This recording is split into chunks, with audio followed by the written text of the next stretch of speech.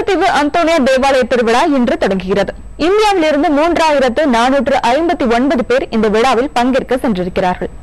விழா ஏற்பாடுகள், இந்தியாவிலிருந்து புறப்படுவோர் விவரம் உள்ளிட்ட பல்வேறு அம்சங்களை பற்றிய தகவல்களை பகிர்ந்து கொள்கிறார்கள் செய்தியாளர்கள் ஹசீப் மற்றும் முரளிதரன்.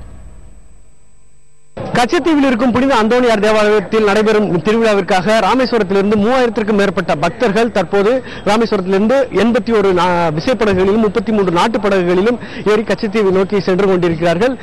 கடந்த ஆண்டோடு ஒப்பிடுகையில் இந்த ஆண்டு ஏற்பாடுகள் சற்று சிறப்பாகவே இருப்பதாகத்தான் சொல்ல வேண்டும். 150க்கும் மேற்பட்ட காவல்துறையினர் பாதுகாப்பு ஏற்பாடுகளில் ஈடுபட்டிருக்கிறார்கள். அதேபோல சுங்கத்துறையினரும் 6க்கும் மேற்பட்ட கவுண்டர்களை அமைத்து பயணிகளை சோதித்து இங்கே அனுப்பி கொண்டிருக்கிறார்கள். கடந்த ஆண்டு எல்லாருமே ராமேஸ்வரம் துறைமுகத்தில் காத்திருந்து படகுகளில் ஏற்படும் சூழல் இருந்ததால் அனைவருமே 5 மணி நேரம் அளவிற்கு காத்திருக்க வேண்டிய நிலை ஏற்பட்டது. ஆனால் தற்போது தேவாலயத்தில் பக்தர்களை தங்க வைத்து அங்கிருந்து அந்தந்த படகுகளுக்கு ஏற்றபடி ஆட்கள் தற்போது அனுப்பப்பட்டுக் கொண்டிருக்கிறார்கள். இப்போது இங்கிருக்கும் மீனவர்களின் உணர்வு எப்படி இருக்கிறது ஆசிப்?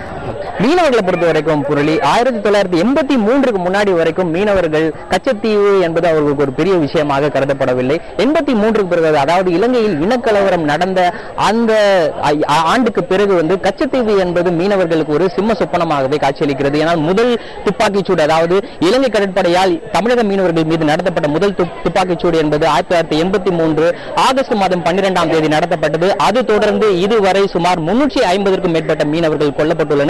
இந்த நிலையில் 83ஆம் வருடத்திற்கு பிறகு கச்சத்தீவுக்கு இந்த திருவிழாவில் கலந்து கொள்ள இங்கிருந்து தமிழகத்தில் இருந்து போகக்கூடிய மீனவர்கள் தடை செய்யப்பட்டனர். அதன் பிறகு 2009ஆம் ஆண்டு இறுதி யுத்தம் நடந்து முடிந்த பிறகு அடுத்து வந்த 2010ஆம் ஆண்டு முதல் மீண்டும் இந்த திருவிழாவிற்கு போகும் இந்த நிகழ்வு தொடர்ந்து நடைபெற்று வருகிறது. இது குறித்து மீனவர் ஒருவரிடம் நாம் பேசிய போது அவர் குறிப்பிட்ட ஒரு விஷயம் நம்முடைய நெஞ்சை நிகழ வைக்கும் விதத்தில் அமைந்தது. குறிப்பாக அவர் என்ன கூறினார் அப்படின்னா, இங்கிருந்து அவர் மீன் பிடிப்பதற்காக கச்சத்தீவு பகுதிக்கு சென்ற பொழுது ஒரு சமயம் இலங்கை கடற்படை அவரை தடுத்து நிறுத்தி கச்சத்தீவு ஒரு முனையிலிருந்து இன்னொரு முனைக்கு அவரை ஓட ஓட விரட்டிய அந்த சம்பவத்தை நம்மிடம் நினைவு கூர்ந்தார். அந்த மீனவர் தற்போது இந்த திருவிழாவில் கலந்து கொள்வதற்காக இந்த பக்தர்களோடு அவர் கச்சத்தீவுக்கு செல்லவிருக்கிறார். இது போன்ற பல்வேறு நிகழ்வுகளை சுமந்து கொண்டுதான் இங்க இருக்கும் மீனவர்கள் தற்போது அந்த கச்சத்தீவு திருவிழாவிற்கு செல்ல உள்ளனர். முரளி, இந்த கச்சத்தீவு திருவிழாவை பத்தி கொஞ்சம் சொல்லுங்க முரளி. அதாவது ஹசீப், இந்த கச்சத்தீவு திருவிழா என்பது அங்கிருக்கும் புனித அந்தோனியார் தேவாலயத்தில் நடைபெறுகிறது. இந்த புனித அந்தோனியார் தேவாலயத்தை பார்த்தோமானால் 20ஆம் நூற்றாண்டின் துவக்கத்தில் கச்சத்தீவில் சீனிக்குப்பன் படையாச்சி என்பவரால் இந்த தேவாலயம் கட்டப்பட்டது. அவர் ஒரு நேர்த்திக்கடனுக்காக இந்த தேவாலயத்தை கட்டியதாக சொல்லப்படுகிறது. இந்த தேவாலயத்தில் தான் தற்போது ஆண்டுதோறும் பிப்ரவரி மாத இறுதியிலோ அல்லது மார்ச் மாத துவக்கத்திலோ இந்த திருவிழாக்கள் நடந்து வருகின்றன. சற்று முன்பு கூறியபடி 89ஆம் ஆண்டிற்கு பிறகு மீண்டும் 2010ஆம் ஆண்டில் தான் மீண்டும் திருவிழாவுக்கு பக்தர்கள் செல்ல அனுமதிக்கப்பட்டனர். தற்போது 4வது ஆண்டாக இந்த திருவிழா நடந்து வருகிறது.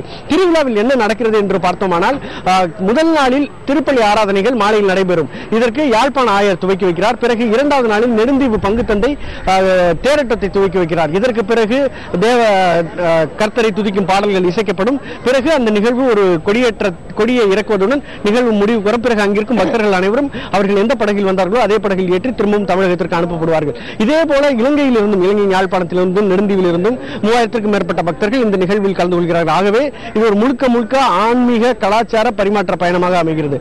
ஆனால் தற்போது மீனவர்கள் என்ன நினைக்கிறார்கள் இந்த பிரச்சனைக்கு ஒரு தீர்வு? நீங்க சொன்ன மாதிரி இது ஒரு ஆன்மீக கலாச்சார பயணமாக அமைந்தாலும் மீனவர்களை பொறுத்தவரை கச்சத்தீவு குறித்து அவர்களுக்கு பல்வேறு கருத்துக்கள் உள்ளது. தொடர்ச்சியாக இந்த மீனவர் பிரச்சனைக்கு முடிவு காண்பதற்கு கச்சத்தீவை மீட்க வேண்டும் என்ற கோரிக்கை தமிழகத்தில் தொடர்ந்து வலுப்பெற்று வருகிறது. ஆனால் மீனவர்களை பொறுத்தவரை கச்சத்தீவை மீட்பதோடு இந்த பிரச்சனை தீர்வுக்கு வராது என்றும் கூறுகின்றனர். ஆனால் அதே வேளையில் கச்சத்தீவை மீட்க வேண்டும் என்ற கோரிக்கையை வலுப்பெறுவதன் மூலமாகவே தங்களுடைய பிரச்சனை அறியப்பட்டு அதன் மூலம் இந்த பிரச்சனை தீர்க்கப்படுவதற்கான வழிமுறைகள் இருப்பதாக கூறுகின்றனர். அவர்களை பொறுத்தவரை 2 நாட்டு மீனவர்களும், அதாவது தமிழகத்தை சேர்ந்த மீனவர்களும் இலங்கையைச் சேர்ந்த மீனவர்களும் அமர்ந்து பேசி, இவர்கள் இருவரும் அமர்ந்து பேசுவதற்கு இரு அரசுகளும் உதவும் பட்சத்தில் ஒரு ஒப்பந்தம் வரும் பட்சத்தில் அந்த ஒப்பந்தத்தின் அடிப்படையில் இரு நாட்டு மீனவர்களும் அந்த மீன்பிடி தொழிலை சுமூகமாக நடத்துவதற்கான வழிமுறையை காண வேண்டும் என்ற கோரிக்கையை மீனவர்கள் முன்வைக்கின்றனர். இதை தாண்டி ஆதம்பாலத்தில் ஒரு துளை ஏற்படுத்தி கொடுக்கும் பட்சத்தில் ராமேஸ்வரம் மீனவர்களை பொறுத்தவரை மன்னார் வளைகுடாவில் சென்று மீன்பிடிப்பதற்கான வழிமுறைகளும் இருப்பதாகவும், ஆகவே அரசு இது போன்ற விஷயங்களை கருத்தில் எடுத்துக்கொண்டு இரு நாட்டு மீனவர்களையும் அமர்ந்து பேசுவதற்கான ஏற்பாடுகளை உடனே செய்ய வேண்டும் என்ற கோரிக்கையை முன்வைக்கின்றனர்.